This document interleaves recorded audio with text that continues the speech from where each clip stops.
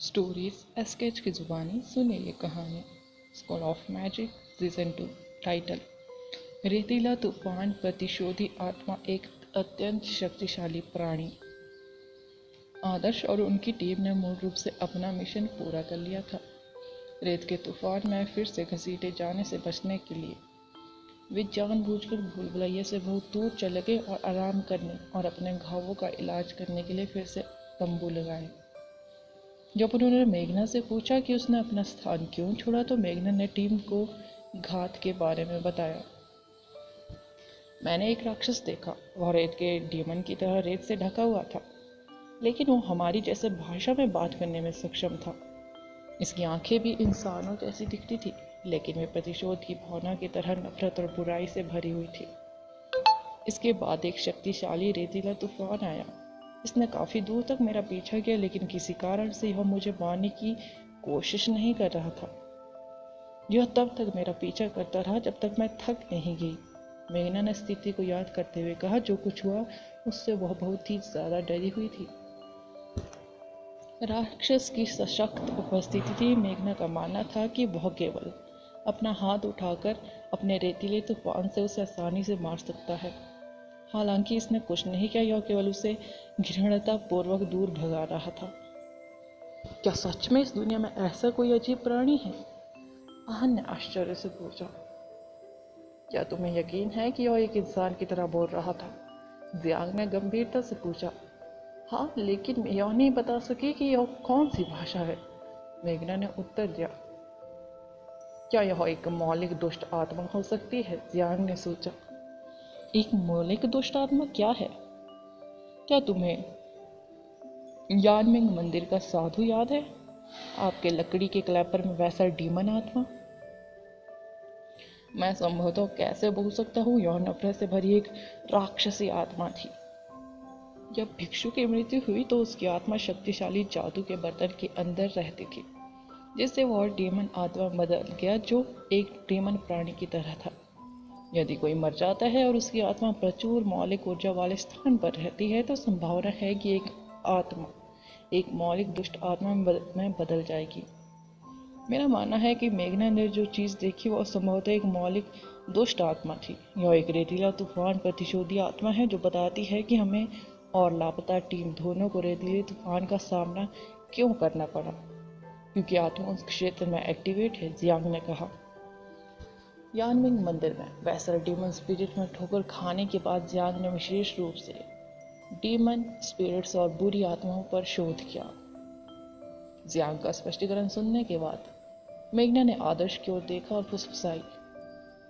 Little flame बेले की माँ उग्र जादूगरनी फैंग के बारे में बोलते, क्या वह एक प्रकार की मौलिक दुष्ट आत्मा थी?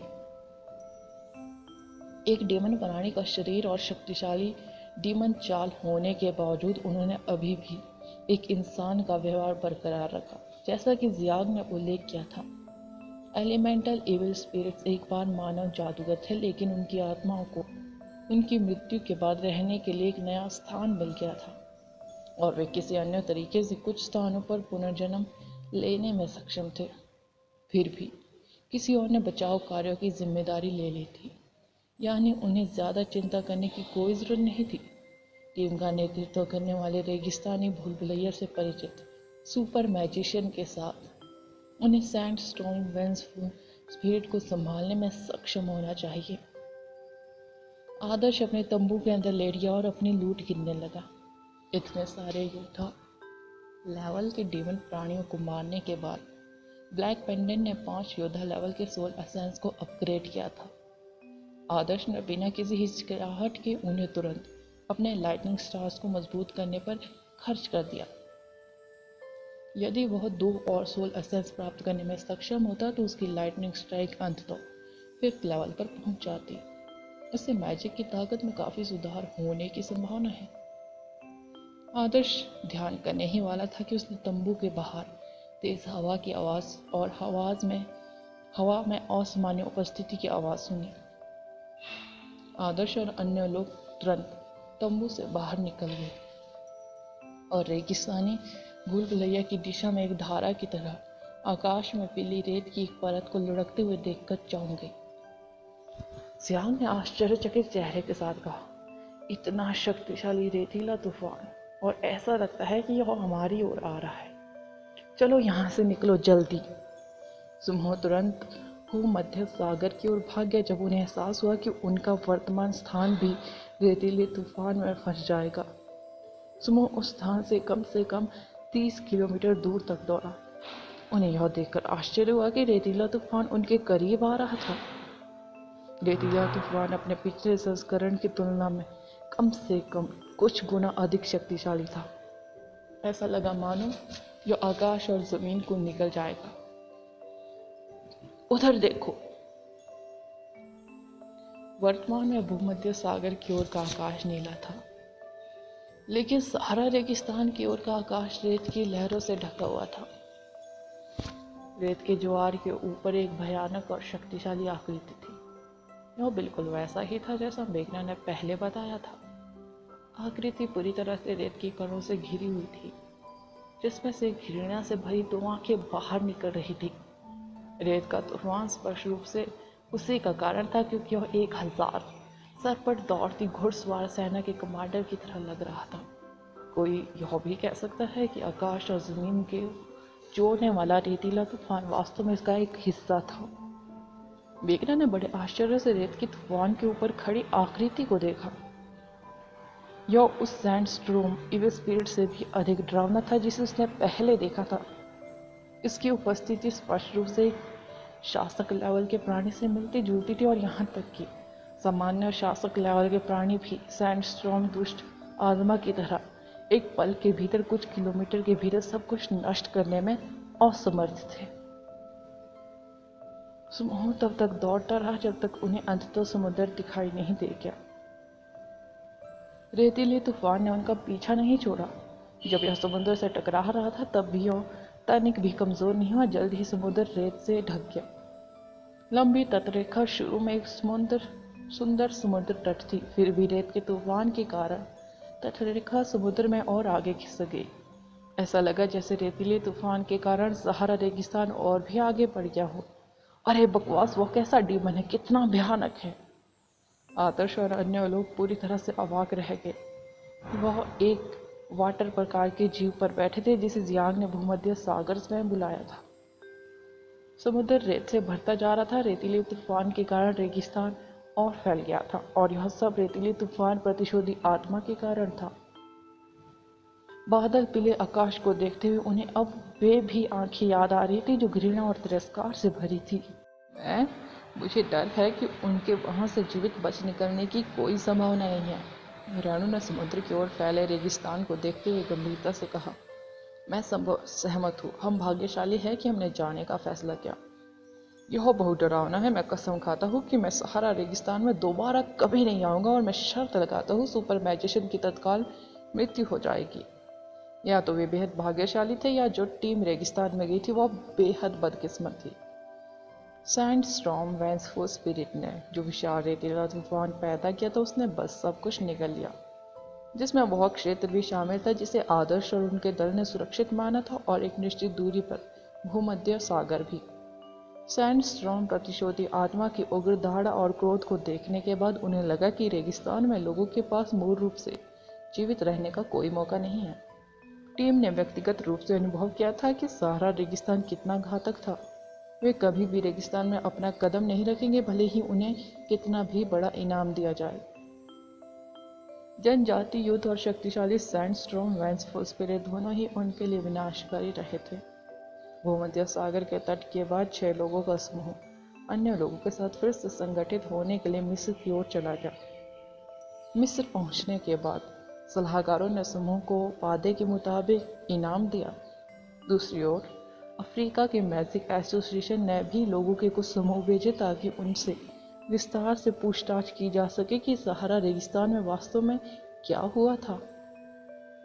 अफ्रीका के मैजिक एसोसिएशन के प्रतिनिधि कितने घबराए हुए थे इसे देखते हुए यह बिल्कुल स्पष्ट था कि राष्ट्रीय टीम और सुपर मैजिशियन के नेतृत्व वाली टीम दोनों अभी भी रेगिस्तान में गायब थे।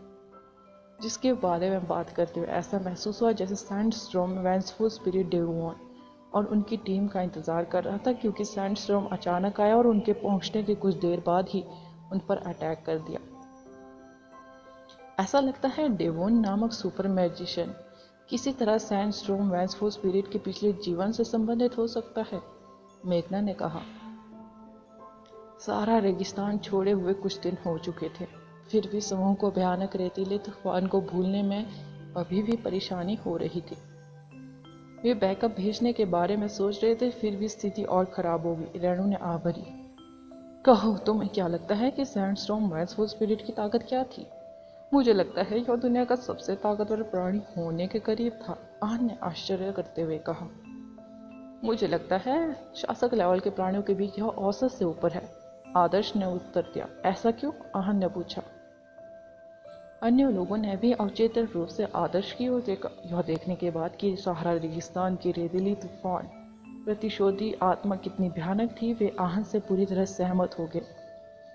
तथ्य यह है कि यह 10 किलोमीटर के भीतर सब कुछ नष्ट करने और समुद्र को 10 किलोमीटर तक भरने में सक्षम था।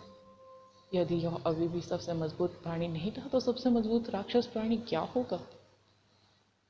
मैंने ऐसे जीव देखे हैं जो शासक लेवल के प्राणियों में लगभग सबसे मजबूत है, और मुझे लगता है कि सैंडस्टॉर्म वैंसफोर्ड स्पिरिट अभी भी उनकी तुलना में एक लेवल कम है, आदर्श ने उत्तर दिया। हमें मूर्ख बनाने की कोशिश मत करो, हम इस बारे में बहुत गंभीर हैं। मुझे लगता है कि इस दुनिया में ऐसा कोई प्राणी नहीं है जो सैंडस्टॉर्म वैंसफोर्ड स्पिरिट से ज़्यादा ताकतवर हो। आपका ऐसा सोचना बहुत गलत है। मैं आपको आश्वस्त कर सकता हूँ, ऐसे 2 प्राणी हैं जो हमारे देश में सैंडस्टॉर्म वैंसफोर्ड स्पिरिट को हरा सकते हैं, आदर्श ने कहा। कौन से 2? किसी ने पूछा। आदर्श की मुस्कुराहट रहस्यमय थी। हालांकि जब उसे एहसास हुआ कि नंदिनी भी उसे उत्सुकता से देख रही थी, आंखों से उसे संकेत दे रही थी कि वह भी उत्तर जानना चाहती थी, तो वह इसे गुप्त रखने के लिए संघर्ष कर रहा था। मैं आपको केवल यह बता सकता हूँ कि उनमें से एक माया नगरी में है और दूसरा प्राचीन राजधानी में। माया नगरी? मुझे यह मत बताया कि आप उस गगनचुंबी सांप की बात कर रहे हैं जो एक बार शहर के बीच में दिखाई दिया था। मैंने सुना है कि यह वेस्ट रिज से सिल्वर स्काई रूलर को ऐसे हराने में सक्षम था जैसे कि यह सिर्फ एक प्राथमिक विद्यालय का छात्र हो। मेरा मानना है कि माया नगरी में गार्जियन बेस्ड सैंडस्टॉर्म वैंसफोर्ड स्पिरिट से अधिक मजबूत है। यहाँ तक प्राचीन राजधानी के अन्य प्राणी की बात है कि आप सबसे शक्तिशाली ज़ॉम्बी शासक माउंटेन ज़ॉम्बी की बात कर रहे हैं जिसने शहर को लगभग उखाड़ फेंका था। जियांग इस विषय को लेकर अविश्वसनीय रूप से उत्साहित लग रहा था। क्या वे वास्तव में सैंडस्टॉर्म प्रतिशोधी आत्मा से अधिक मजबूत है?